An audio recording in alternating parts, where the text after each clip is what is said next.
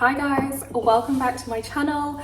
If you're new here, my name is Regine and I absolutely love making content all about how we can raise our self-awareness to elevate our lives. So if that sounds like something that you're interested in, stick around and let's get into today's video. So today I have another get ready with me / life update / things that I have been up leveling in the last month. I've got some really good tips, things that I have implemented, and I think you're gonna love them. So if you watched my last getting ready with me, you'll know that I don't like to do things by halves, right? If you don't know what I'm talking about, go back and watch that video and you'll understand. So anyway, this last month, I decided to challenge myself to start solo dating. Now, this was very much inspired by somebody that I started following on YouTube recently, Tam Core. I don't know if you're familiar, but highly recommend her. I have definitely been out and done things by myself. Like, I live alone, I'm an only child, I'm very used to my own company and very comfortable with my own company. I've also done lots of solo traveling. By the way, let me know if you are interested in any videos about solo travel. It's one of the best things I've ever done. So I'm quite comfortable doing things on my own, but I've never intentionally gone on a solo date, right? I've obviously gone to cafes alone. I've obviously, especially when I'm solo traveling, gone out and eaten alone, but I've never been intentional about going on a solo date. And let me tell you, it's very different. So that was one of my conscious up levels this month. Firstly, to commit to regular solo dates, but also to challenge myself by going on my very first solo date on Valentine's Day, when of course all the restaurants are full of couples, and I decided to get dressed up and go out and sit in a restaurant all by myself. Okay, so let me set the scene a little bit, right? So I'm a romantic. I love, I'm obsessed with romance and all of that, right? So whenever I have been in a relationship or dating someone, Valentine's Day has been a big deal for me. But at the moment, I happen to be single. So naturally, I wasn't so excited about it and kind of felt like I was missing out almost. But at the same time, I am really big on intentionally manifesting what you want into your life. Not in the sense of kind of like sitting there and visualizing and wishing for things to happen, yes, of course, but more so the embodiment piece, right? So for a long time, I have just kind of focused on the theory of manifestation and trying to attract things into my life, but not actually taking action. And so this year, I'm very action focused. I am all about embodying, and I've really seen the payoffs of that. I've really seen how effective that can be. So that was part of the reason why I decided to go on this solo date on Valentine's Day, because I thought to myself, okay, the version of me in the future, the version that I aspire to be, has a partner and is going out on Valentine's Day, because I love Valentine's Day, right? So I asked myself, how can I embody that version of myself now before even having the partner? And so that's how I decided, I am somebody who gets dressed up and goes out on Valentine's Day regardless. So I did not hold back. I completely went for it. So I did not treat this as I'm taking myself out, so I don't need to go all out. I really treated this as I'm taking myself on the kind of date that I want someone to take me on, so I decided to pick the best restaurant. I decided to get dressed up just as I would if I was going out with somebody else. And I really was present on this day. I purposely did not have my phone out. I did not want my time to go to anybody else but myself. I really focused on celebrating the love that I have for myself and just spending time with myself, as you would do on a date with another person. You wouldn't be on your phone. You would really be spending time with that person and being present in that moment. And so I applied all of those things. I will probably insert a photo, but yeah, it was incredible. And I just didn't allow myself to get nervous. Obviously there was a part of me that was petrified, but I just pushed that to the side and I thought, you know what, if somebody judges me, that says a lot more about them than it does about me. And I just thought, I'm not living my life for somebody else. I'm living my life for myself. I feel like I've made so much progress recently, especially in the kind of self-love area of life. And regardless of this date, I really wanted to celebrate that. And so this was the perfect opportunity. And yeah, it was a great exercise in building confidence. I brought a journal because obviously I wasn't planning on sitting there just like staring at other people. So, you know, whilst I was waiting for my food, I was journaling, almost getting to know myself a little bit better. And it was honestly incredible. Once I got there, once I sat down, there were no nerves. I felt so empowered. Like I really felt grown, empowered. It was really funny because everyone in the restaurant, so I didn't notice any other diners looking at me, but the staff were definitely like really confused. I could tell that they were like trying not to show it, but they were definitely perplexed and trying to figure out what was going on. I think at one point, like, I'm sure they must have thought like maybe I'm a food critic or maybe I'm like, I don't know, but they were definitely intrigued by me, which kind of, it was almost like a game to me in the end. Like I found it quite funny, you know, me just being kind of elusive, and then like I would spot them kind of like looking at me, like sneaking a look and really trying to like figure out what was going on. So that was quite funny, but it was really nice. It was a very pleasant experience. I would totally do it again. I will definitely be doing that again. And yeah, I just feel like it takes away this energy of waiting for somebody to come into your life to do the things that you want to do, right? Like I could have stayed home and just let that day pass because like, oh, I don't have a partner to take me out on Valentine's Day, but it's like, I love Valentine's Day. I want to go out and celebrate love. So I don't need to wait for somebody to come along to do that. I'm not really a Galentine's kind of girl, so that was never an option, but I really, really enjoyed this solo date and it just made me feel so empowered, on top of the world. I loved just getting dressed up and going out and treating myself, almost like I've heard this thing online, like become your own boyfriend, and like I just felt all of that on that day. And yeah, it was a really cool experience. I would highly recommend. So yeah, boyfriend or no boyfriend, solo dates are definitely going to become a regular thing for me. I think once a month I'm definitely going to do something similar. And yeah, if next Valentine's Day I'm still single, I will definitely be going on another Valentine's Day solo date. So let me know down in the comments what you think of this, if you have ever done anything similar, or if this is inspiring you to maybe try this. Like I said, I was inspired by Tam Core, and yeah, I don't think I'll ever be going back. I thoroughly enjoyed it, and it just wasn't anywhere near as nerve-wracking as I thought it would be. I just like did not care what anyone thought, and I recognized that even if anyone judged me, it's not relevant. Their opinion's not relevant. So yeah, really good experience, highly recommend. Okay, so conscious up level number 2. This one was more an identity shift that I had, right? So for years now, I have been carrying around this story, this narrative that I am somebody who really struggles to maintain relationships. So that's familial relationships, friendships, and I don't mean maintain in terms of like there are issues. I mean maintain as in I always say I'm too busy, I don't have enough time to call people back, respond to messages. Like I'm that person who has like 50 notifications and I never get back to anyone. And it's like the more time that passes, the less likely I am to respond. And then I see all the messages, then I start feeling bad. And I just constantly keep telling myself like, oh, I'm too busy. Like I have all of these things on. And even though like I genuinely want to maintain those connections, genuinely want to stay in touch with people, I, for some reason, have just always carried around this thing and identified as somebody who struggles with things like that, is late to respond to people. I've definitely had a reputation of being that person who just doesn't respond to people. Like my neighbor came over 2 days ago and she was joking and saying like, oh, I was saying to somebody like, Regine's responding to me in 20 minutes instead of 2 months. And it's like, that's literally what I'm known for. It's been so bad that I have missed important things because I've just not read messages. Like I will never forget, and I'm sure she'll watch this. So again, I'm so sorry. But my best friend had a party for her 10th wedding anniversary, right? And so this is a big deal. And I missed all of the messages about that. So I didn't attend. I did not see the messages about that until like maybe a month afterwards. And I literally felt awful.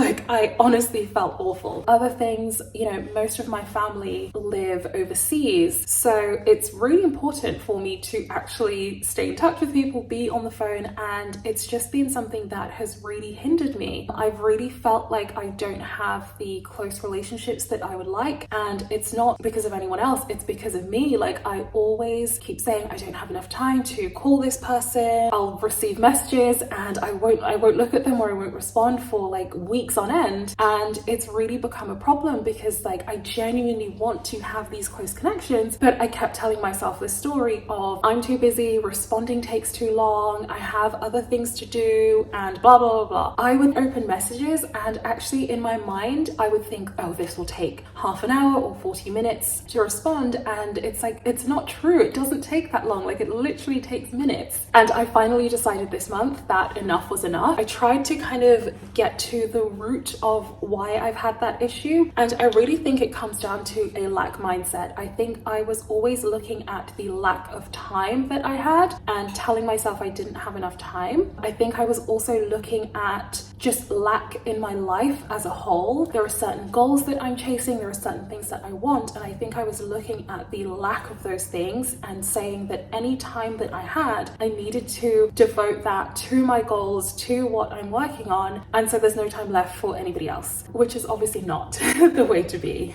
We all need community, we all need people around, and that's still an important aspect of life, right? It's not all about trying to get to the top if when you get there, there's no one there with you, you know?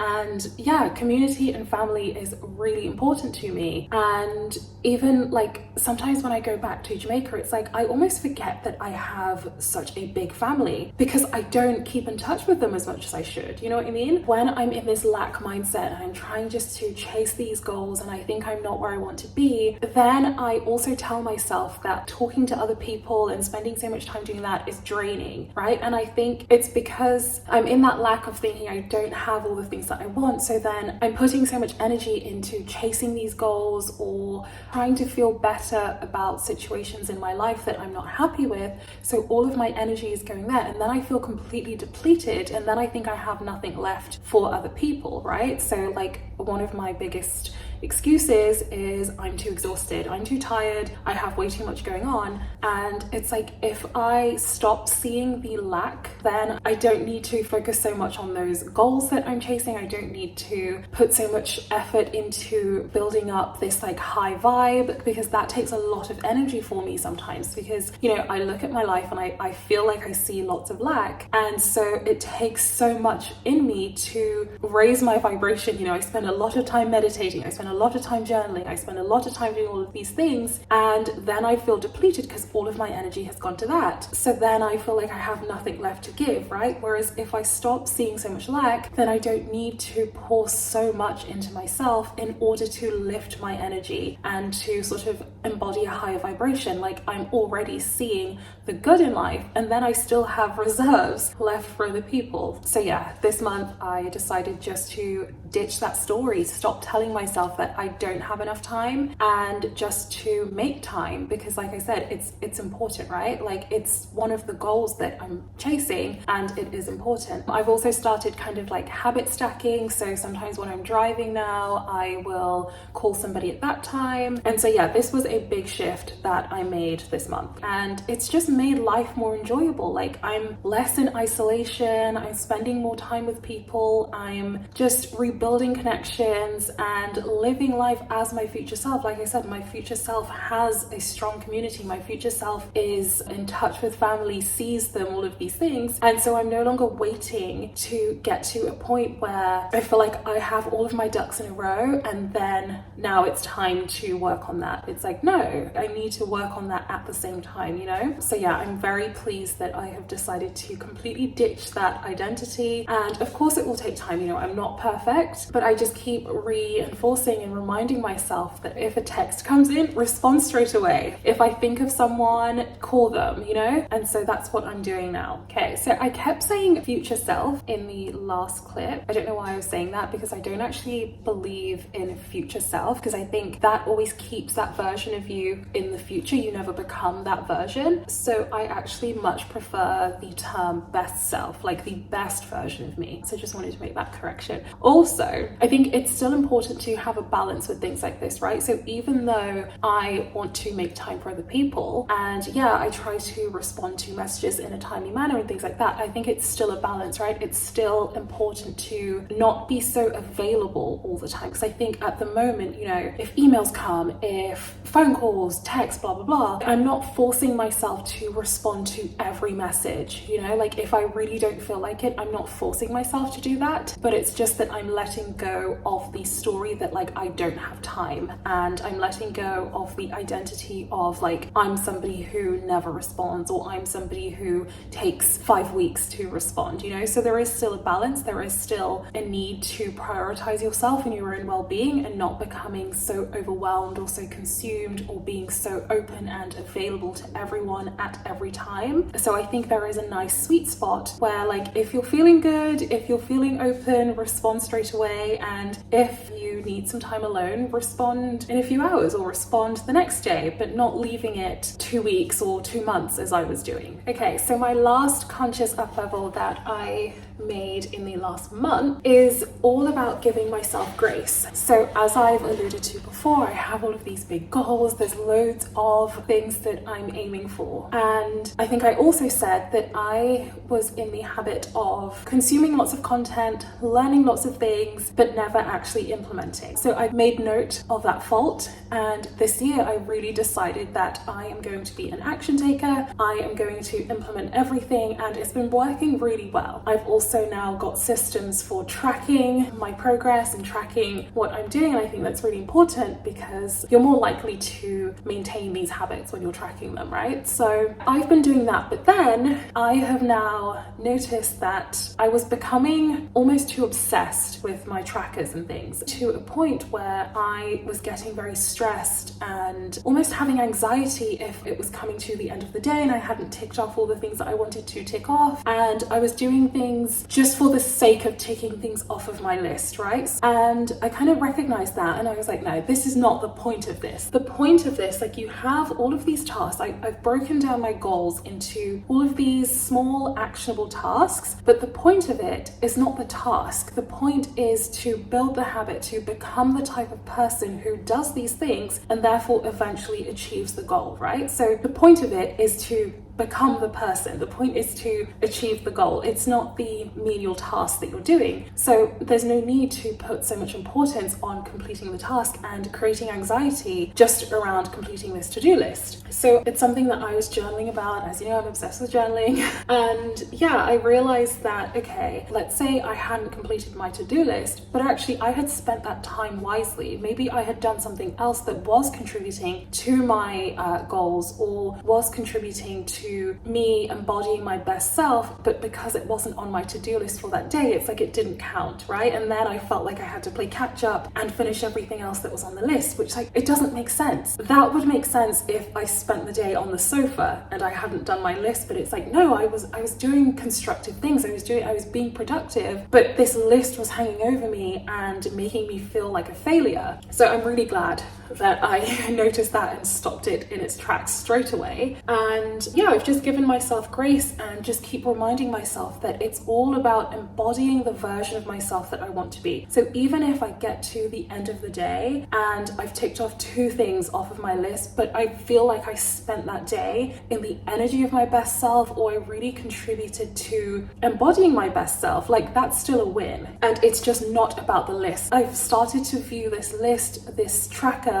more as a guide. So it's, you know, on a perfect day, or for those days where I feel lost or I'm lacking clarity and it's like, okay, what do I need to do? I can reference this list and then things are laid out for me and all I need to do is follow. But it's a guide, you know, life still has to be experience. Like I still have to like live life. Like the point is not for me to be so married to this to-do list and just be almost robotic and just like programmed just to wake up, follow this list, wake up, follow this list. Like, no, I have to like leave room for life. Things will pop up. And I was thinking, even embodying my higher self, like in life, things are going to happen, things are going to come up. It's how you adapt, it's how you deal with those things. This list is just a guide. So I've really kind of eased off the pressure. I've really like let myself relax a little bit around this list, and I'm still making progress. That's the thing, because I was reflecting, and it's like sometimes I would beat myself up if I had achieved, let's say, 12 things on the list, but one thing I didn't achieve, or I didn't complete as much as I wanted. But it's like, come on, 6 months ago, or even 3 months ago, I wasn't doing half of the things on this list. So even if I'm not finishing everything, I've made so much progress. Like, I think that's the shift, that's the identity shift that I made, is to stop being such a perfectionist. Like, that is such a form of procrastination, like wanting these to be perfect. And it's like, no, it's about progress. It's not even about the goal, it's about the journey. It's about becoming the kind of person who achieves the goal ultimately, but you spend so much more time in the journey, on the way. So like, it has to be about the progress and not just the end goal. And so yeah, that was really important. It was a really big realization that I had, and again, it's just made me feel a lot lighter. I've released all of the pressure that I was feeling around that. It's like my worst days now are still so much better than like my best days before. I'm still achieving so much more, and so it was a really important distinction that I made. And so yeah, I would highly recommend, if you're somebody who gets fixated on, you know, just reaching goals and all of these things, like it's a form of self-sabotage. Like I really think it's a form of self-sabotage when you're not even recognizing the progress that you've made and you're just becoming obsessed about these goals that you've set.